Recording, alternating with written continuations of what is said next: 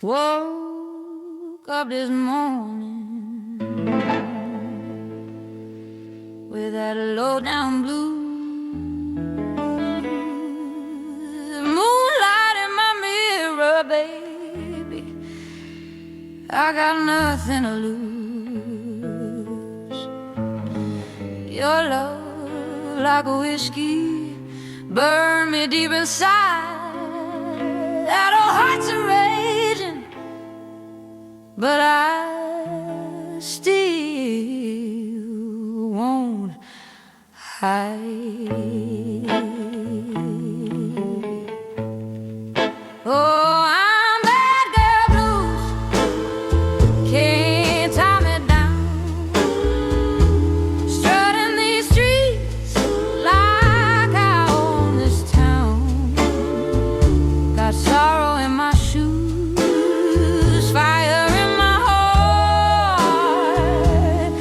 Might break you once, but I'll never fall apart.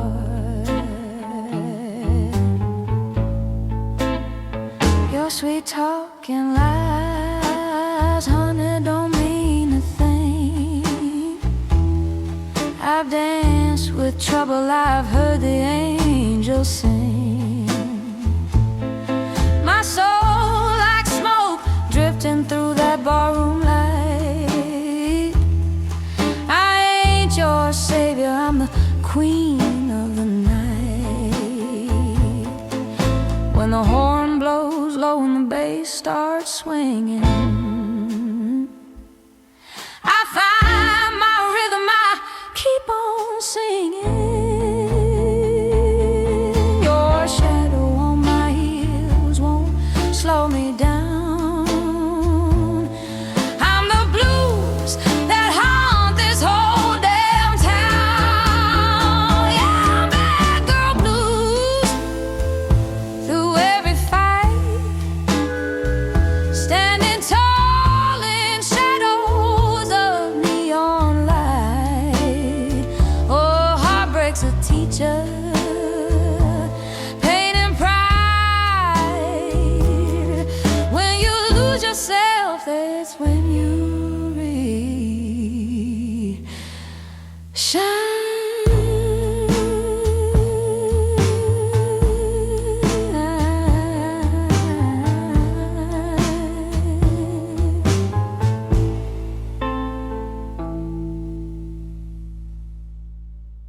There ain't no use to sit and wonder why, babe, if you don't know by now. Ain't no use to sit and wonder why. It'll never do somehow. Oh, when your rooster crows out the break of dawn, look out your window and oh, I'll be gone. Oh, and you're the reason I'm traveling on. Don't think twice, it's alright. Ain't no use in turning on your light, babe. The light I never know. Oh, now it ain't no use in turning on your light. I'm on the dark side of the road.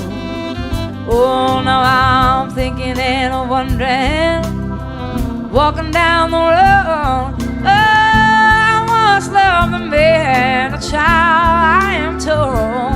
Oh, I gave him my heart, but it won't in my soul.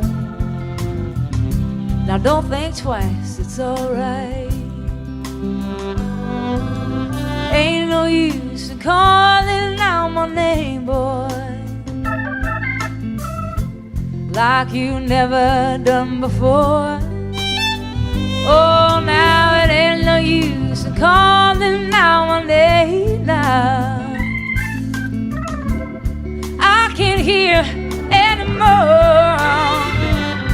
I wish there was something you might do or say, oh, to try and make make me change my mind and stay. Oh, but we never did too much talking anyway. Now don't think twice, it's alright.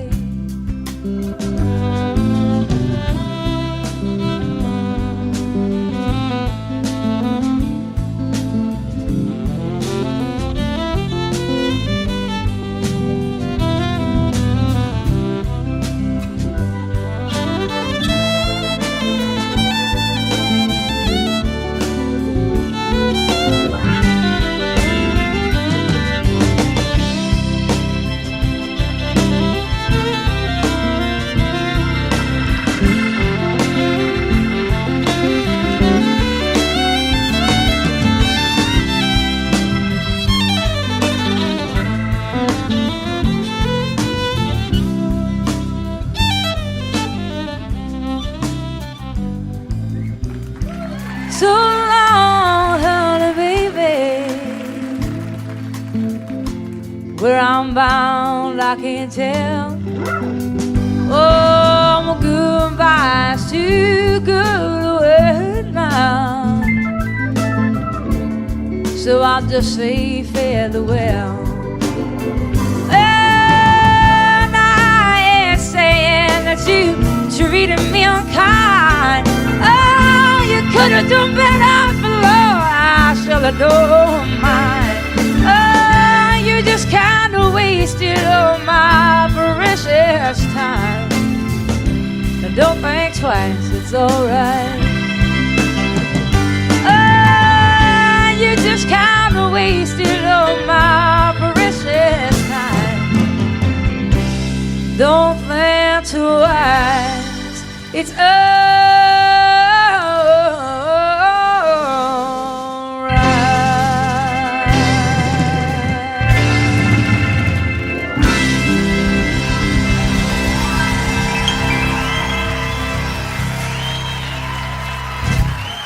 Thank you.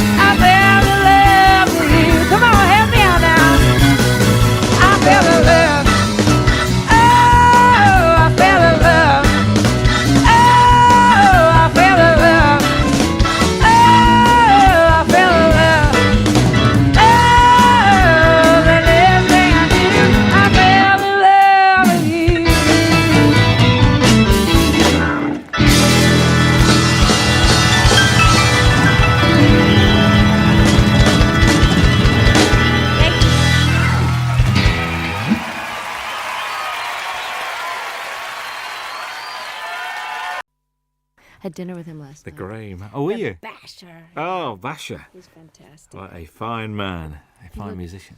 They've got a picture of him on the wall of this VH1 studio in Camden Road where we were, and he looked like a lemur, like, because he's just had really light blue eyes, and just the photograph looked like he was holding a guitar, and he just looked like one of those exotic Madagascar lemurs that only come out at night. It was just great. We used to run a little venue in the north of England, which was an old wooden pavilion that was been knocked down now, and we booked this band one night, and they pulled. So the agent said, "Well, I've got this other band called Brinsley Swartz. Do you want them to come?" Yeah. So we said, "Okay." So they turned up, and it was just brilliant.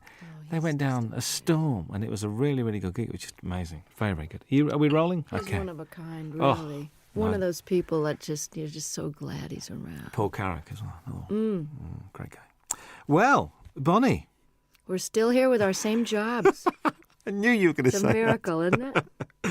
that. A live album. And about time too. Tell me about it. Yeah. Not from lack of wanting. Really? So why now? A couple of reasons. I've been being besieged by people over the years that say, your live shows really capture you, and if only you could get one out, you'd really come across. And I was all ready to do one because of, Little Feat years ago had that great Waiting for Columbus album, and it really broke through and captured them in a way that the studio ones, although those were great too. And I just have been waiting and waiting, but the situation with Warner Brothers where I was for the first 9 albums up until 82, I was with Warner's, and I wanted to do the live record after my 8th record, and it just they didn't really feel, and neither did I, that the promotion for it went well, to put it mild. I'm trying to be polite. And radio really stopped playing any kind of progressive format, so I was basically shunted off into the hinterlands of fringe music. And even though I was selling well in my concerts and my core audience bought my albums, it wasn't the right label situation to put out a live record because they didn't care enough, frankly. So it took me a while of waiting to get on a new label, and then God knows after the Grammys hit, things have been really great with EMI Capitol, and I wanted 3 studio records under my belt to draw from great songs that people would be familiar with. And I've been basically planning to have this lineup of guests for a long time now, and finally I've got the great band that can play the songs as well as the ones that play in the studio, because most of them are the ones that are on the records. Indeed. I can't believe that these friends just happened to be around. There must have been a lot of phone calls going out to get all these guests on this album. Well, you've got to plan because people's schedules are way in advance. I mean, I know what I'm going to be doing 5 years from now almost. So everyone's booked and everybody's got their own album schedules. And Jackson said, I'm going to be recording, but it's if you can film and record in California, I bet you I can fly up for the day. Hornsby had already made room in his schedule for me. And this was planned in March in order to secure the mobile truck. The concert venues go on sale, at least a couple of months before. And, of course, the film crew, we had 9 35-millimeter camera, film for 2 days. So, that's almost $1 million type of proposition just for the film alone to film the 2 nights. And so, yes, it had to be way planned and approved and paid for in advance. But I must admit, the sound of the album is one of the best live recordings I've ever heard. Oh, fantastic. And I'll tell our engineer that because he worked his you-know-what off trying to make it. Because I'm not a big connoisseur of live albums. I mean, I listen to James Taylor's and Peter Gabriel's and of course, Little Feats I play a lot. And I have some live Westwood One radio programs that I've listened to and gotten copies of live performances where I've missed someone's tour. But I really wasn't an audiophile enough to know that it turns out, I've found out from doing interviews, that most live albums get listened to once and put on the shelf. So Ed said, he really wanted to go for, making this the best live sounding record he's ever heard. And he studied a lot of them about how much echo in the room echo to leave in and how much clapping between songs and how much talking, where there was a lot of deliberation that went in. And, of course, each song is from sometimes a totally different night in a totally different hall. So there's a lot of post-production work that went into this. And it works so well. A couple of things. Vince Gill has described you as the wildest lady he knows. All right, Vince. What do you think about that? I think he's the guy all of us would love to get wild with, actually. He's the nicest star Well, actually, Brian and Bruce and Jackson, my special guests, are pretty nice, too. In the unneurotic field, you know what I'm saying? The people that are just folks when you meet them. I don't know if that was your impression, but I know that Vince and I, over the years, I mean, when he was in Pure Prairie League and I was still on Warner's, we ran into each other, and we actually did a duet together when he was first a solo act. We did a song called Let's Do Something Even If It's Wrong. And he and I were both kind of wild. I don't mean that in a biblical sense. I just mean, you know, wild rockers. We didn't get into this line of work because we like to go to bed at 9 o'clock. Well, you don't start till late anyway, do you? You start late. You know what? I get up early when I'm off the road. I like the daytime hours because if you're not up partying at night, there's really no reason to be up past midnight unless you just get into one of those great moments when you can write and you're reflective and everybody else is asleep. But I've started to really like the early morning dawn hours. In London, when there's nobody else around, it's very good. I was in New York last year, and we drove out of the city we just drove out for about an hour at about 6, 7 o'clock on a Sunday morning. Nothing in New York. Very strange feeling. I'll very, bet it was very bizarre. strange. I'll bet. Very, very weird. Do you think marriage has given you a different outlook on life? Have you calmed down or not? Or do Michael and you have a sort of a thing, you know? I don't think marriage has much to do with the calming down. I think just getting older, from your 20s to your 30s, there's a certain calming down. And I don't know about your life, but most of the rockers I know, and by rockers I mean not such as a musical categorization as in party as much as you want and can get away with kind of a thing. You know, like I would never jeopardize my job or walk around stumbling. And, you know, I never was one of those kind of visibly out of it kind of a person where people would comment on it. It was more like a private thing after the show. But lifestyle changes in your 30s are necessary if you want to keep your wits, your memory, your looks, and your health, not to mention the most important, which is your music. So even though I never jeopardized my job, I think my effectiveness, how many hours of the day I was able to be productive, was starting to get affected by my extracurricular activities. So my calming down that way happened in my mid-30s when I kind of quit drinking and took up yoga and bike riding and doing all those things with the ravages of time so that you end up feeling more energetic and more able to do your gig and have more fun because it just isn't fun to feel bad, you know. I mean, I know some people make a career out of it, but the feeling bad is for the young. And marriage has just been, it's a challenge, and it's very adventurous, and it's exciting to know that somebody's not going anywhere when you have a big row. But it's also comforting to know that there's a level of commitment that makes the rough times more doable, and that makes the sweet times very, very deep. And, you know, the learning about each other and learning about yourself. Stuff comes up in marriage that didn't come up when you're living together with other, you know, I didn't live with Michael until we got married. And you repeat patterns in your parents' marriage, whether you wanted to or not. And I found that to be a very big surprise because it didn't happen before until you get married. I think you hear those words coming out of your mouth and you go, there she is. There's that mom thing again. Bruce Hornsby appears on 2 very different songs on this album. Very much Think or Love and I Can't Make You Love Me. He's not only a great musician, but a really nice guy. And these 2 songs not only show the diversity of your talents, but also his as well. Was that why you asked him to play on those 2 songs? You know, it was one of those things where on the tour we did together last year, we did a 4-month double bill of the Outdoor Sheds when my new album was out. And it's quite obvious that I'm just think the world of him. I mean, and he made such a difference on I Can't Make You Love Me. And then he invited me to play on and sing on his last record before this current one. Then we did the tour together, and as an encore, he came out and played the accordion, and he's a great practical joker, so it was a way to keep him off the monitor man's back, where he would probably have given me nothing but hi-hat and the monitors and messed with my sound on stage. So I kept him out of trouble by having him on stage, and, you know, he's my favorite singer and writer, I think. It's just, you know, Prine and Jackson Browne and him, that's it, and Paul Brady. I Can't Make You Love Me, I can't even imagine recording live without him on it. So he was very gracious, and I just got to participate in his PBS special and got to play with Pat Metheny, the 3 of us on stage alone, singing The Tide Will Rise. And it was just absolutely a highlight of, my respect for those men is just unbounded. And his musicianship is far surpassing anybody in the pop world that I know. He's really as nice a person as he is a genius, too.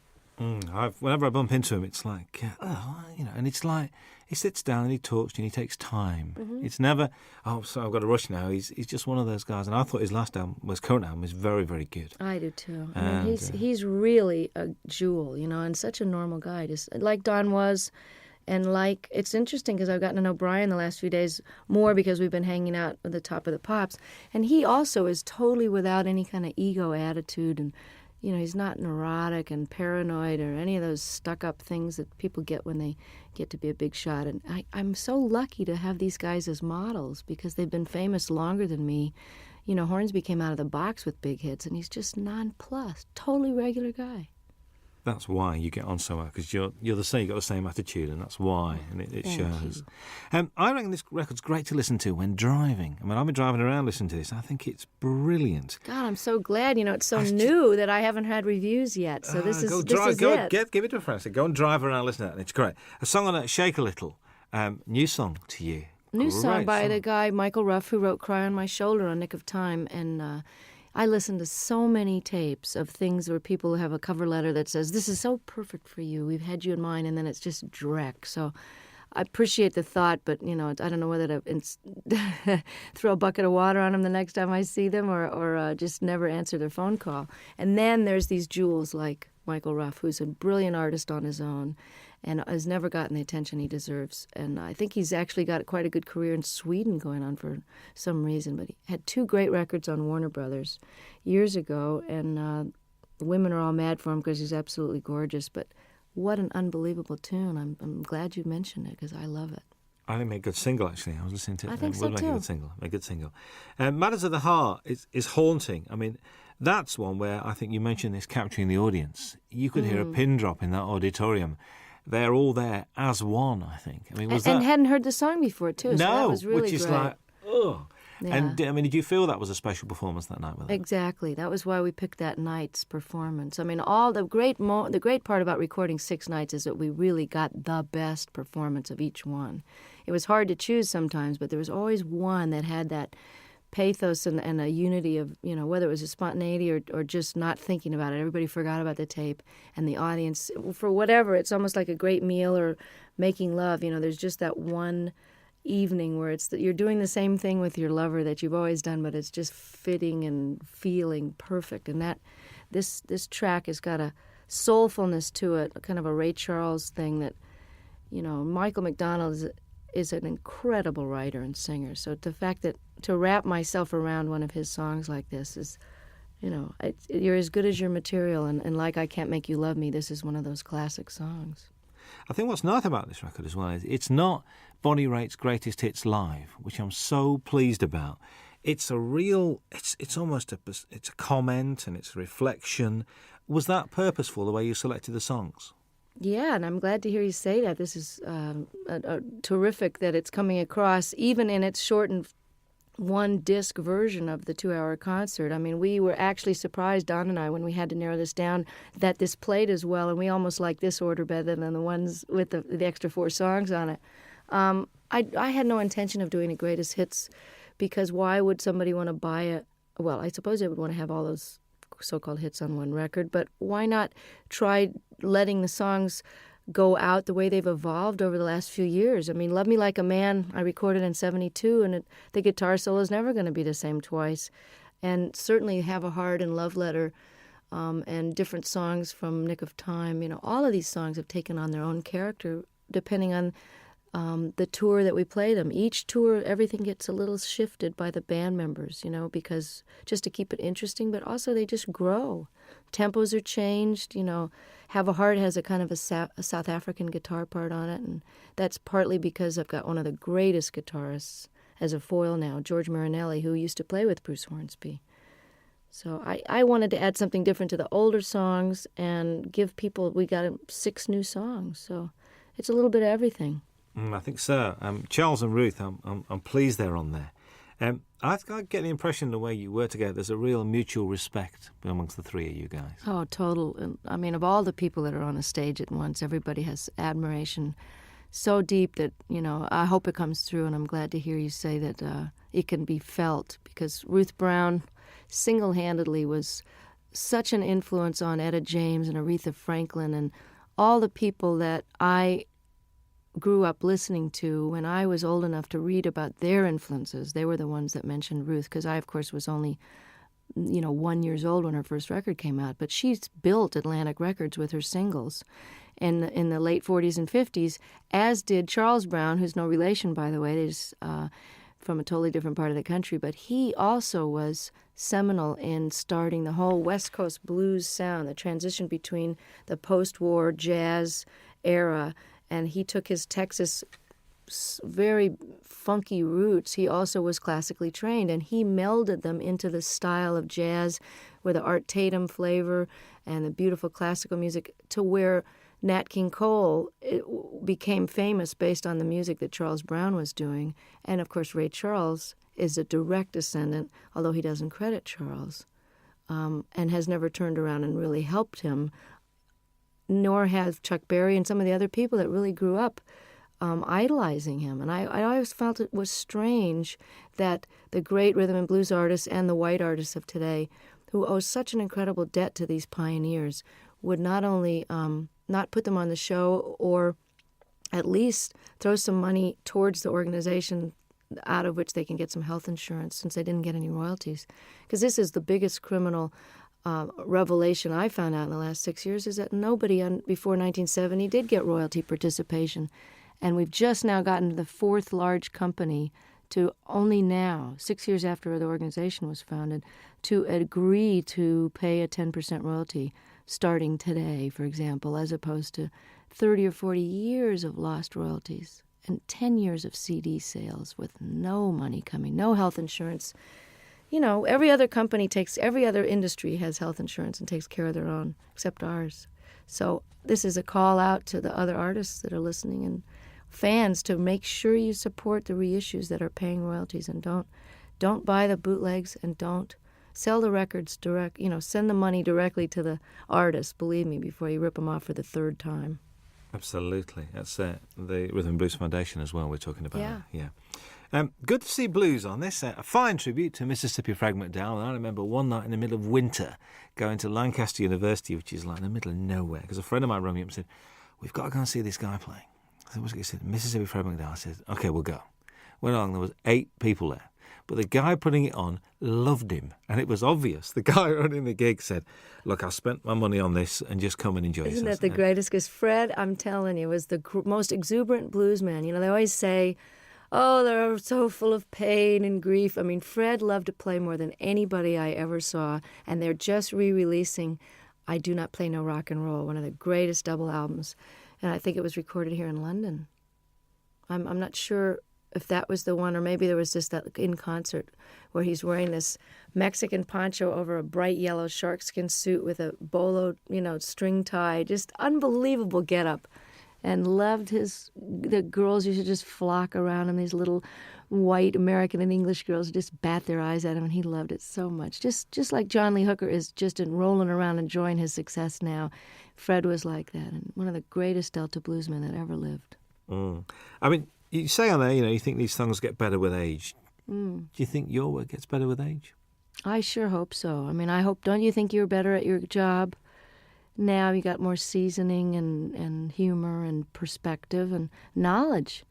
I mean, I always think people, as they get older, if they're lucky enough to keep their wits about them and don't get too cranky and discouraged, that people's wisdom and opinion at 70, 80, 90 years old they're like gems, If you're smarter now at 45 than I was at 25, why won't I be even smarter at 65? So I hope that my music is richer and deeper and more accomplished. And I never saw B.B. King or John Reid or Pablo Casals or Segovia get any less with age. They just got more.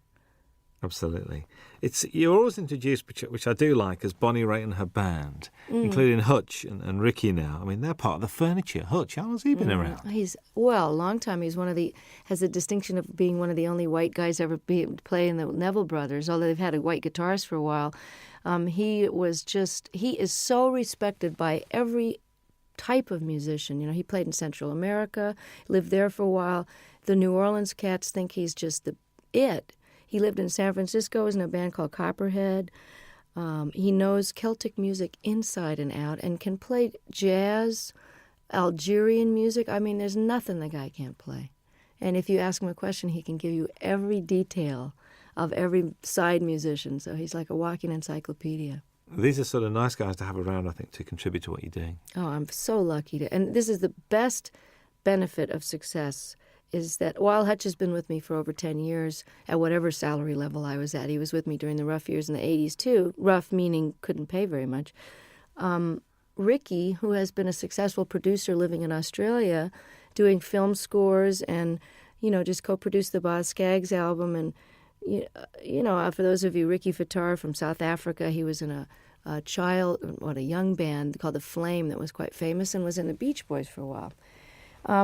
I'm able to afford musicians of the level that I've got now, and that is probably that and raising really great amounts of attention and money for political causes that really need the bucks. Those are the two most incredible aspects of my success that have made the biggest difference, that and good catering, backstage, to actually eat food that hasn't been sitting there for 4 hours. But to be able to play with Ricky and Hutch and have them leave home and come and play with me is just, it's like a dream come true to every night have these guys. And that's why this record was done now. That's why I say in the liner notes, this was the time and you are the reason. Absolutely. Jackson Browne had to be here, really. I mean, there aren't many stages that you and him haven't shared over the years. Mostly benefits as well, actually. But, to do Opening Farewell is just a bit special, I think. And, we didn't know what we were going to do. I was going to cut this wonderful reggae tune that he did on his last record called I Hear Your Heart Beating Everywhere. I love that song. And I thought we could have a duet, kind of a, We Be 40 kind of a thing. I don't know. And we tried it in my key, and it just didn't sound as good as his. So I said, well, maybe we should send the band off to the wings and just sit here and play Opening Farewell. And it was just done. He came and never had a chance to rehearse it. He never had sung it in that key, never sung a harmony part. And all of a sudden we're filming and recording it for the history, and he was really a champ. I can barely look at him because I love him so much, and he's so gorgeous and never changes. But yeah, I said that he had to be on the live record because he knows too much about me, and I'm afraid he's going to talk. He knows where the body's buried. Well, I know where his skeletons are buried too. There's an argument that drink and drugs have added to some of the finest music and literature, and also that all the great artists have got to be a shade crazy. I mean, eccentric, crazy, call it what you will. What do you think about that? Totally agree. It's true that some of the greatest works of literature that are currently recognized and studied by even the religious right as great works of art. Hemingway, all the great works of the 20th century, certainly that whole revolution in the 20s, people were faced. I don't know what the expression is over here, but pissed or whatever. There are a lot of that whining and writing about your mother and tortured. A lot of that stuff, when you know about addiction, you know where that mentality is coming from. Well, that's what makes great artists torture. And artists torture themselves. And the myth is that you can't be, quote, funky or as deep or as soulful or as funny if you're not sort of loaded or hungover, is blown by the fact that John Hyatt and Stevie Ray Vaughan and some of the greatest artists of our time are still kicking, sober. So, and I'm here to tell you from that song that's on this record, and I don't know if it made this cut. Did Feeling of Falling get? I think that's the one we did leave on. Because I want to let people know that just because you're straight doesn't mean you're not totally miserable and twisted sometimes. And it's out of that angst and misery and longing, which is just part of being alive, which you feel more acutely when you're not anesthetized, that some of the most powerful stuff has come out of my guitar because it's excruciating to be awake. So it's just a different kind of art. If anybody thinks I'm not miserable, look again, and sometimes it's a lot easier to just toss a few back and forget about it, It's trying to be awake all the time that'll get you some good blues tunes. Most definitely. The old tortured theory goes out the window there. And there's this song with Bryan Adams. I mean, what's the story behind this? Did you call him or did he call you? Or if someone was to say to me, okay, you got a new album coming up, and, you've been on the road with Longing in Their Hearts, and you have this ballad here, and you found this Michael Ruff song, but you know what I'm really missing as a rocker? I just wish somebody that I really love would call me up. And, it was like the universe answered my prayer, and I get this phone call from Brian, who I haven't heard from for a few years, and he says, I wrote you this song with this woman, Gretchen Peterson. I hope you like it. It's on the way. I listened to it. It's like tailor-made, great lyrics, a tried and true topic, but done set in a very clever way. You need a rock, not a Rolling Stone. Simple, straight-ahead rocker. And then on top of it, his album was postponed, so as we got closer to the live recording, I went, oh, it would be really great, as if he could sing this with me. And he did. He said, I'm coming.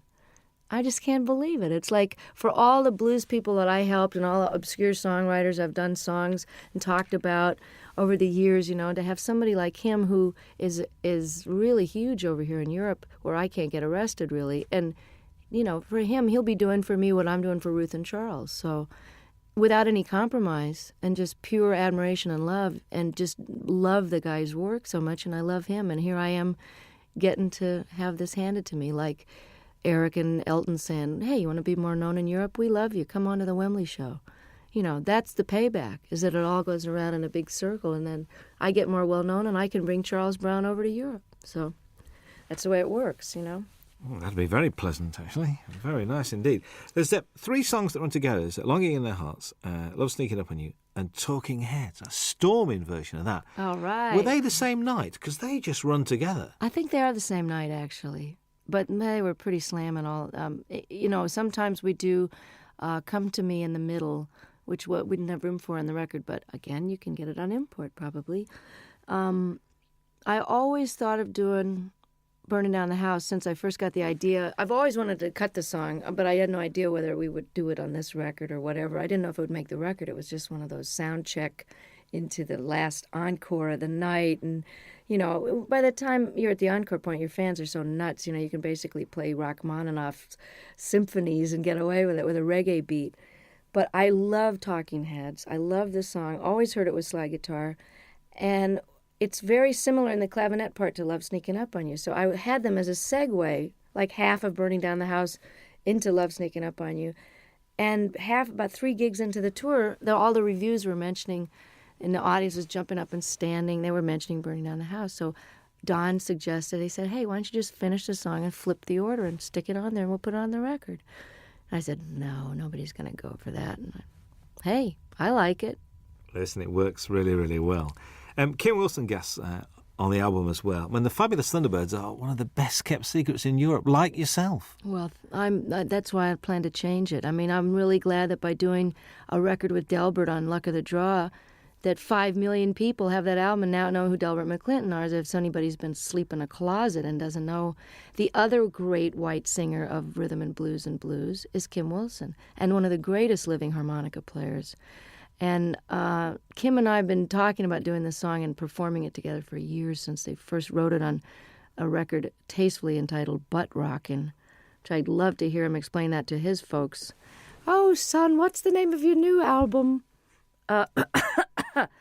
Well, Mom, we decided to call it, So if I can get Kim more exposure in parts in the, for the moment that I'm in the sun here, and just let people know how brilliant this guy is, I'll be able to die happy, because he is just incredible.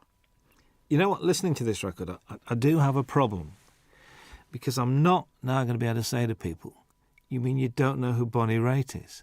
This is causing me a bit of disturbance here, because it looks like the single's going to work, and if the album works, you've knackered a lot of the things that we, you know who Bonnie Raitt is, and they go, who's that lady who sang that song. You See, know. I'm enjoying coming over here and still being a cult artist. And that, now I'm getting all letters from the people in the States going, you were mine for 20 years. And now I really resent the fact that everybody knows who you are and they're playing you in the supermarkets.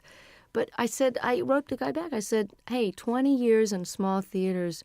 Can't you cut me some slack? I get to have Ricky Fattar in the band and Hutch. Let me have a moment in the sun here. And while these rhythm and blues artists are still around, and while Kim deserves to be heard, let me show the rest of America about these guys. And I feel the same way about Europe. But if I'm a cult artist over here for a while longer, it would just be very nostalgic for me. I think so. It was a joy last time to walk into the Palace Theatre in Manchester and see it sold out. Wasn't that exciting? Joy. I'm inching my way to notoriety over here. And, I'm really thrilled that this record, that you think it's great, because I'm so proud of it. I mean, it took me a long time to get these songs together, and I took a lot of care in the mixing of it and the choosing of them. And I think if you're coming into me new, that you'll be able to get a good glimpse of what it was like before and some of the blues stuff. And, I don't think anybody should be determined by their latest single. So, I'm not a singles artist. So if you've never heard of me and you hear the Bryan Adams track and you like it, check out the rest of it, because there's a lot of good people on there that deserve to be heard while they're still able to play.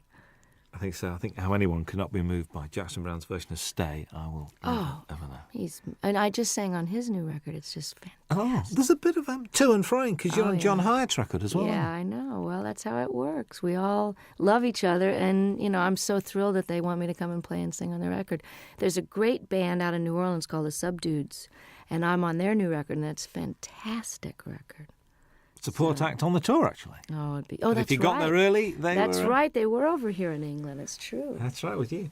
How's the songwriting going? I mean, we've been progressing. We've had like 3, 4. We're getting there. I'm inching up there in the quantity. But one of the reasons I'm taking a hiatus is because I haven't stopped working either on the Rhythm and Blues Foundation or the different benefits that I've done and organized. My own touring schedule, making up for all these years I didn't tour outside the United States. I haven't had any time to write, so it's time to go live a little bit so I've got something to write about. Because honestly, writing about the catering in my room in the hotel is not going to make it for a topic. And getting any more personal than I did on the last record would be a challenge, because I'm just going to have to figure out and take a break so that it's done from inspiration and not out of obligation. So does this mean that, I know because you're not a winter person, so come sort of spring, are you going to be treading these shores? I'm hoping to have the first break from touring in 25 years after this live record. I was doing this now, and I did a record with my dad, and it's out on Angel Records with a 42-piece orchestra. We did 3 songs together. It was just great fun. And I feel like I've done my bit with Charles and Ruth and Kim and done my major opus here, and it's time to take some time for me, because if you don't fill up and take some time off, there really isn't anything else to say. And I honestly don't think I'm going to be touring this next year unless for some ungodly reason, or perhaps truly godly reason, this record with Bryan and this record takes off in Europe, and then I'll be a brand new artist and come over and show people where it's really at. A brand new artist again? Yeah.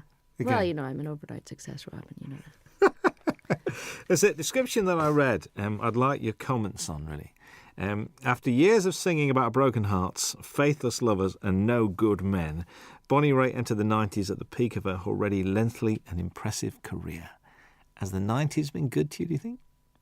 Oh, yeah, definitely. I don't think you could argue with the kind of Cinderella story that happened to me when I just a lot of changes were made personally before the Grammys happened. But I think your 40s, while, like as I was mentioning before, it's a little harder to be older and awake. It's also easier and more fun to be wiser.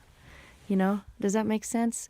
It's easier because I know how to do things better, and I know how to handle stuff. I can handle my success. I can handle disappointments. I don't mind getting angry. I know that it's not going to last for 5 days. I'm just getting angry. So the process of growing up is happening now as it is for a lot of rockers, because it's just sort of a postponed adolescence sometimes until your 30s and 40s, and then that's when people settle down. So I've had a really great last 5 years. And I'm looking forward to another 25 and another couple of live records in the middle of those.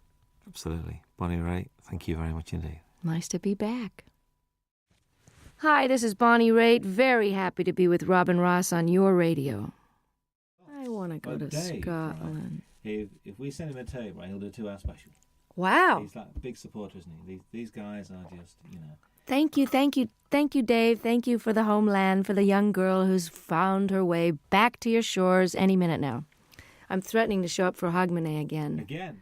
Oh, Well, tell people God. this time, will you? See, I'm the only one that remembered what happened those 3 days.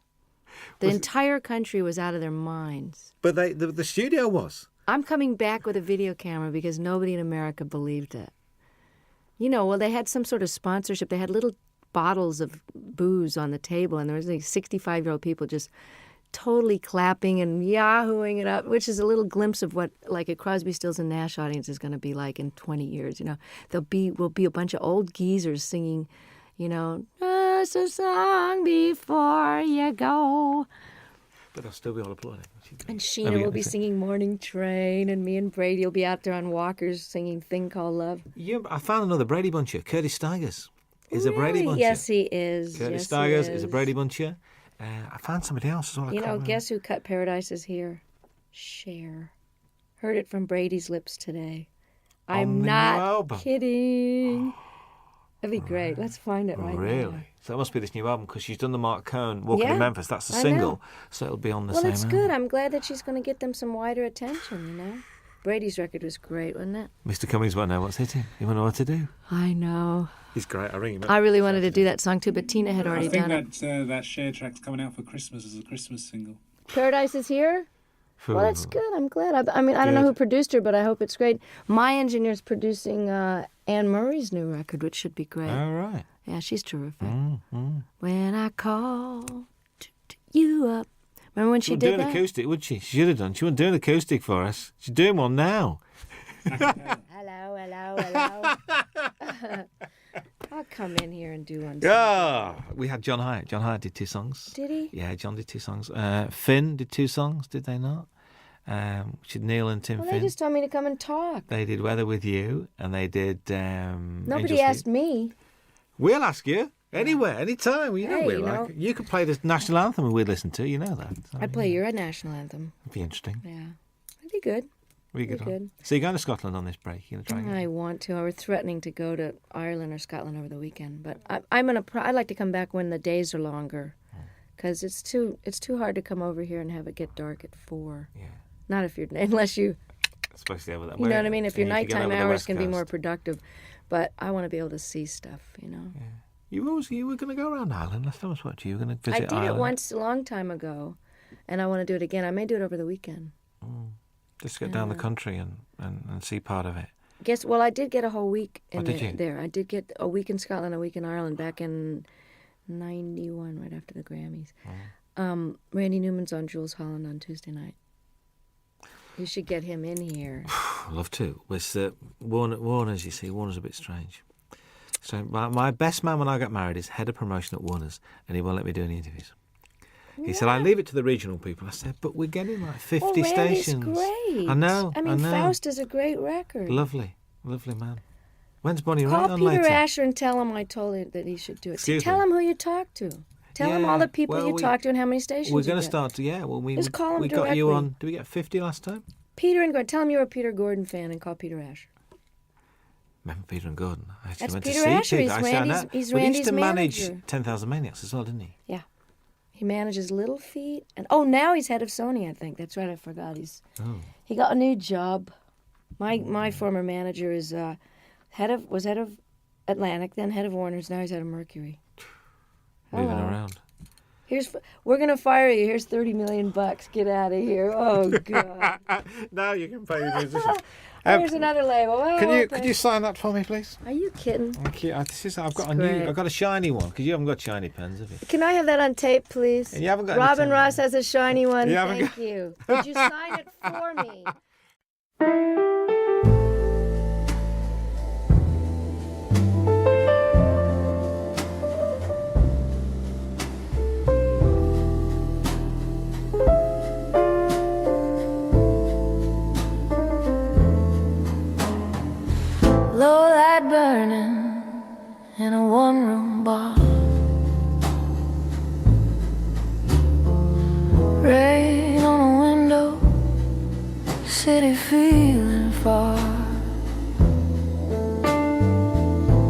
Your ghost in the corner, sipping cheap regret.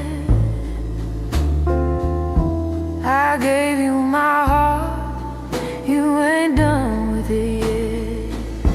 These low-light blues keep calling my name, soft as a whisper, sharp like pain. I tried to run, I tried to choose, but the night keeps singing these low-light blues. Your shadow dances when the jukebox cries. Truth hits harder when the day lies. Every promise folded in smoke and sound. Love's just a record that keeps spinning round. In low-light blue, slow and deep, sing me awake, don't let me sleep. I paid my dues, I broke the rules, still walk alone with these low-light blues. When the bass breathes low and the piano sighs, I feel my strength between the lines. A woman learns how pain can move, turning lonely nights into rhythm and truth. Oh, low-light blues, hear me through. I lost my fear when I lost you. From cracked red lips to worn-out shoes, I found my voice in these low-light blues.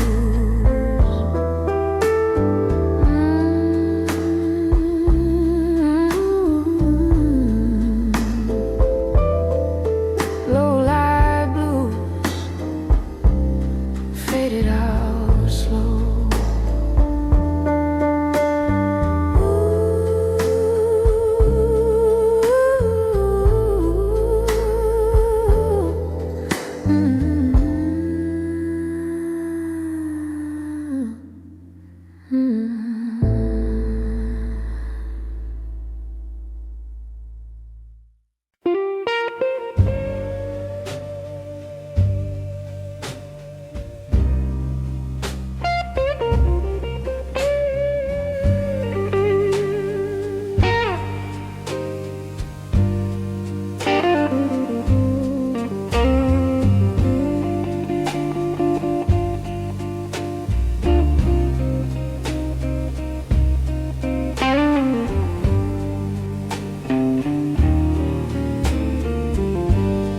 Low light burning in a one-room bar.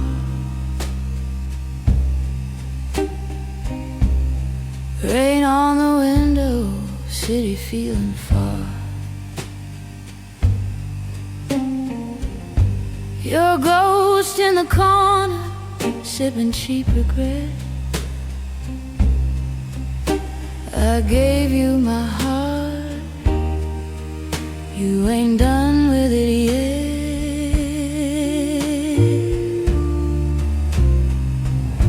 These low-light blues keep calling my name, soft as a whisper, sharp like pain. I try to run, try to choose, but the night keeps singing these low-light blues. Your shadow dances when the jukebox cries. Truth hits harder when the daylight lies. Every promise folded in smoke and sound. Love's just a record that keeps spinning round. Yeah, low-light blues, slow and deep, sing me awake, don't let me sleep. I paid my dues, I broke the rules, still walk alone with these low-light blues.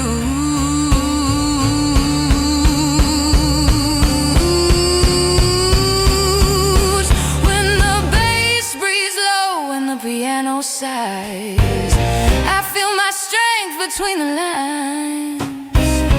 A woman learns how pain can move, turning lonely nights into rhythm and truth. Ah, low-light blues, hear me through. I lost my fear when I lost you. From cracked red lips to worn out shoes, I found my voice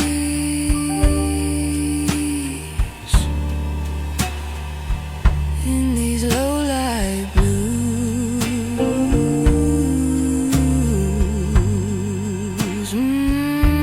Low-light blues, faded out slow.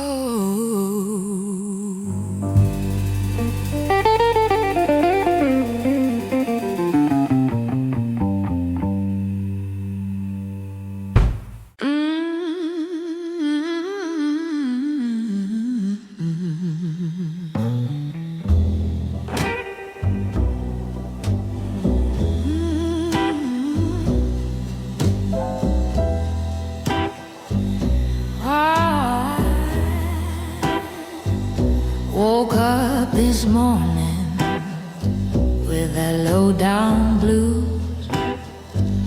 Moonlight in my mirror, baby, I got nothing to lose. Your love like whiskey burned me deep inside. That old heart's a raging, but I still won't hide.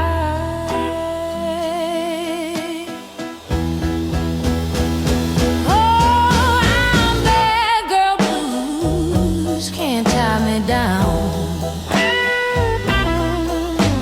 Strutting these streets like I own this town. Got sorrow in my shoes, fire in my heart. Might break you once, but I'll never fall apart.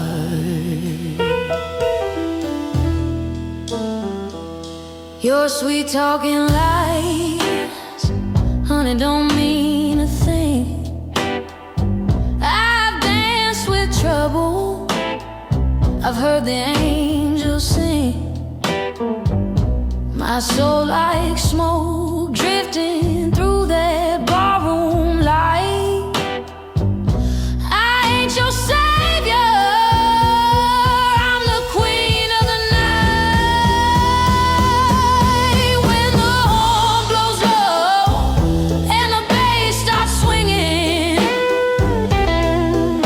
I find my rhythm, I keep on singing. Your shadow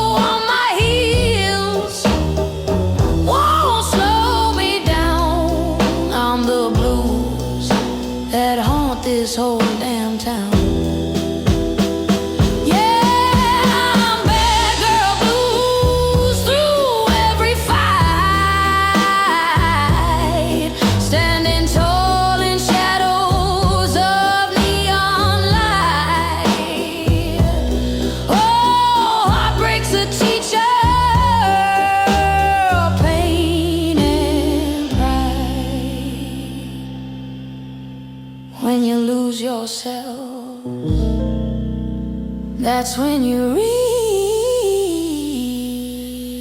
shine.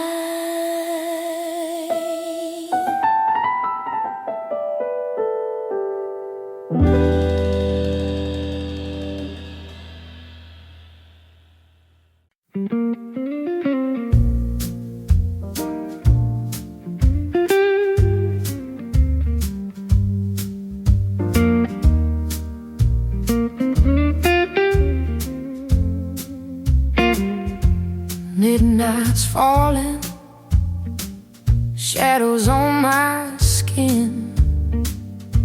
That old jukebox crying, let the trouble in. Your name tastes bitter, like cheap red wine. I gave you my heart, you wasted my time.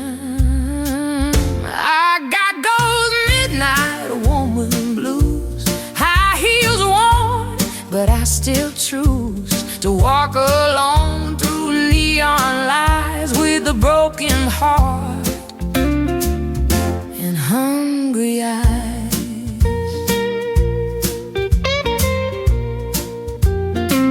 You said forever with a crooked grin, but your love was trouble wrapped in sin. I learned my lesson in a smoke-filled room. Some men promise roses, then bring the gloom. Yeah, these midnight woman blues, a slow burn soul, nothing to lose. If loving hurts, I'll pay the dues, still standing tall with these blues.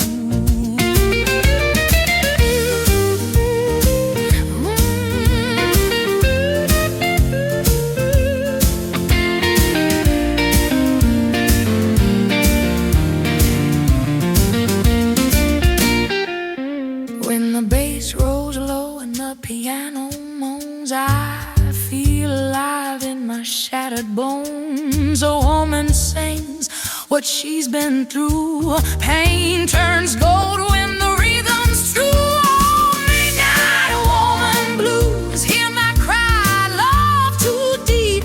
But I won't deny this voice was born from truth and scars. I ain't yours, I belong to the stars. Yeah, midnight woman blues fade out slow.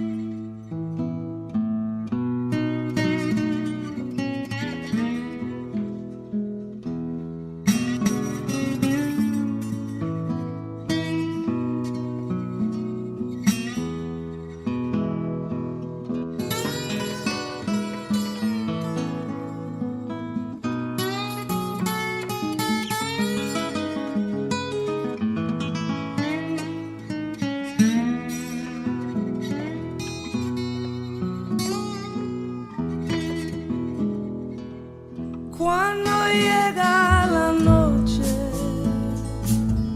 yo recuerdo tu cara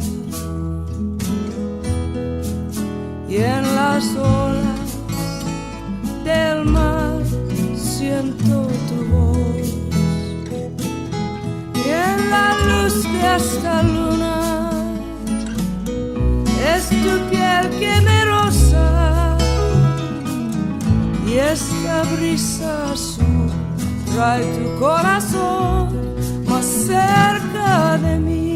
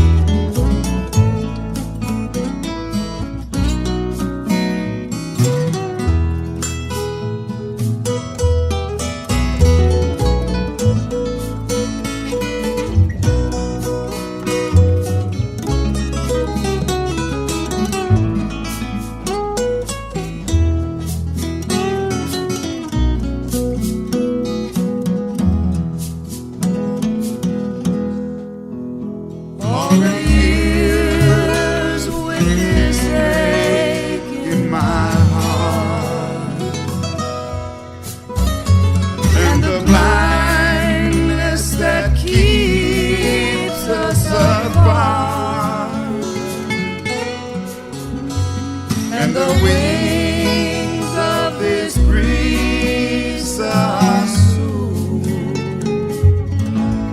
will sing me to you.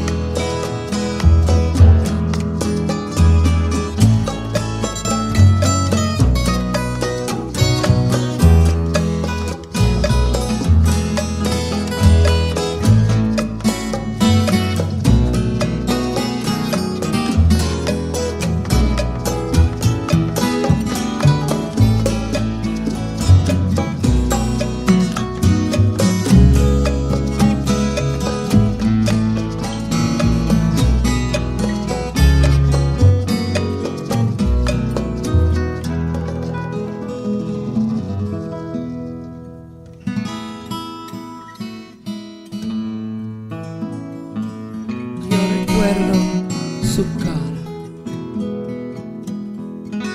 y en las olas del mar yo siento tu voz y la luz de esta luna es tu piel que me roza y este brisa azul trae tu corazón más cerca de mí. Esta brisa azul trae tu corazón más cerca de mí.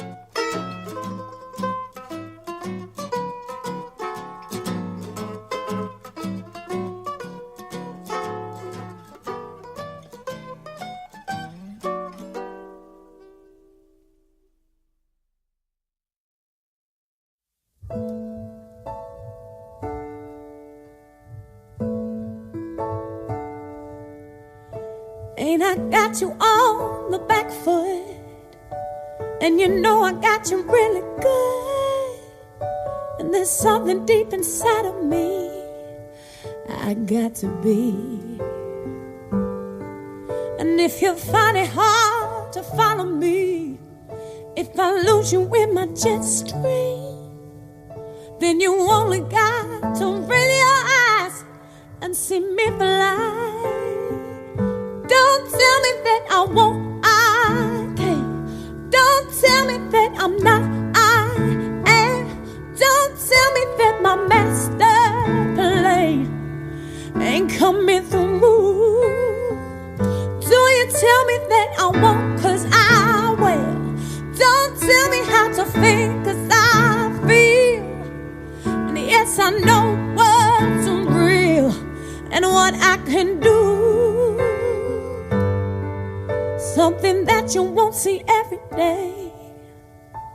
A little girl who found her way through a world that's designed to break on loving your dreams. And if there's one thing I would say to you, is that there's nothing that you can't do. And yes, it's all about your attitude. Don't let them get to you. Do you tell me that I won't, I can't. Don't tell me that I'm not, I am. Don't tell me that my master plan ain't coming through. Now do you tell me that I won't, I will. Don't tell me how to think, 'cause I feel. And yes, I know what's real and what I can do. Ooh, yeah. Ooh, hey. Oh, do you tell me nothing? No.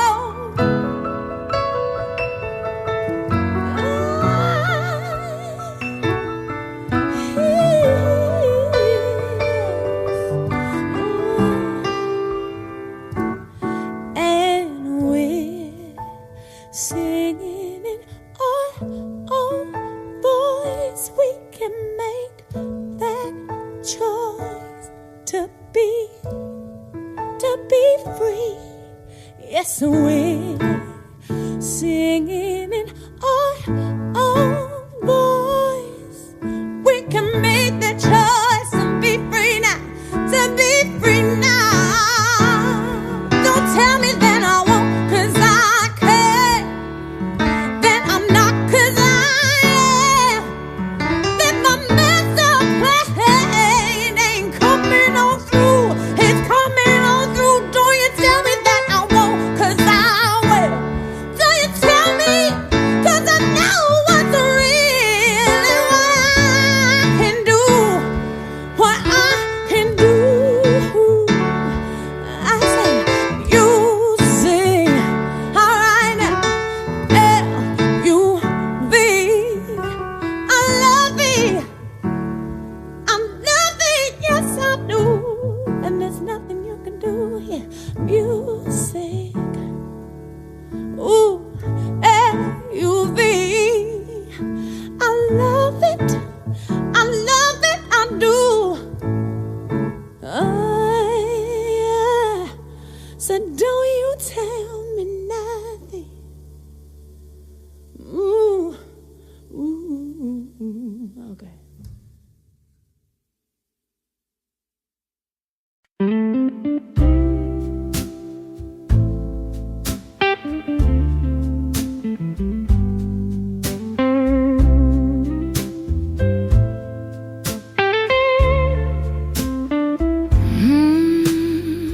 Midnight's falling, shadows on my skin.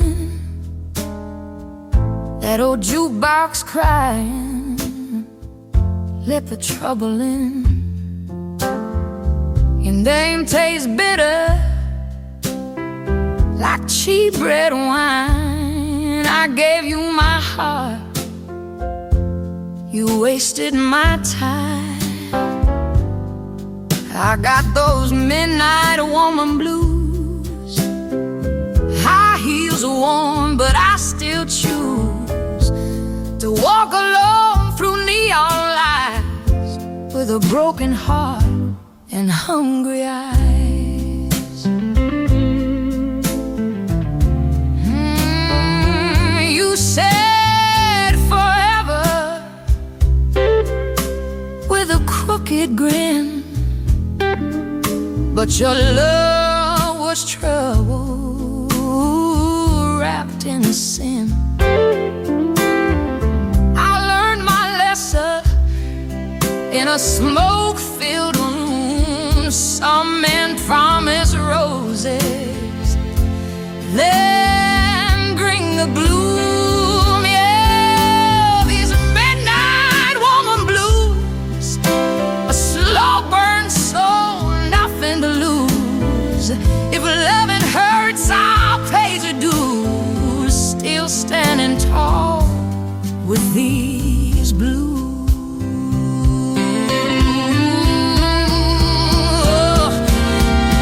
When the bass rolls low and the piano moans, I feel alive in my shattered bones.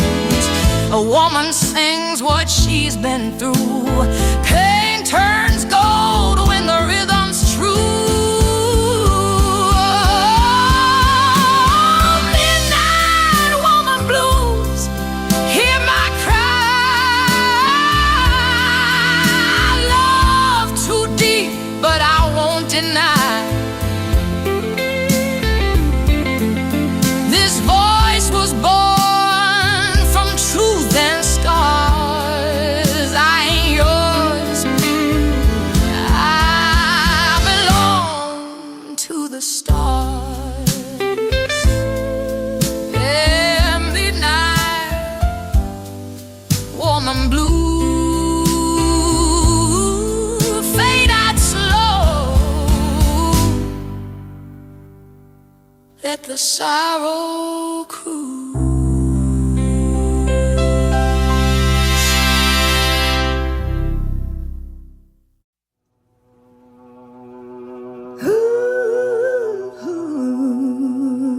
Yeah.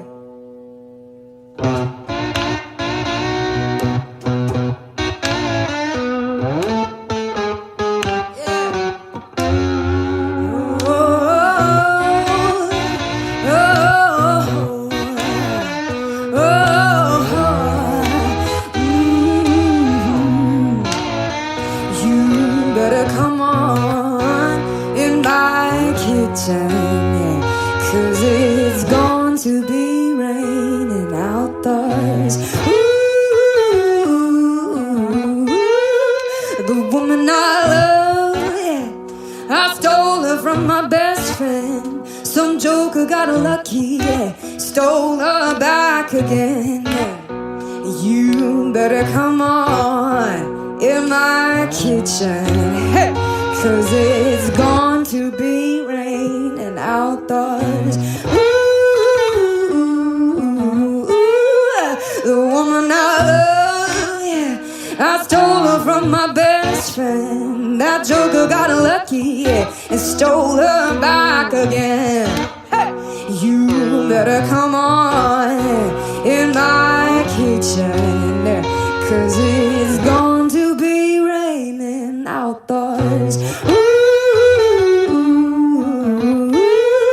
oh,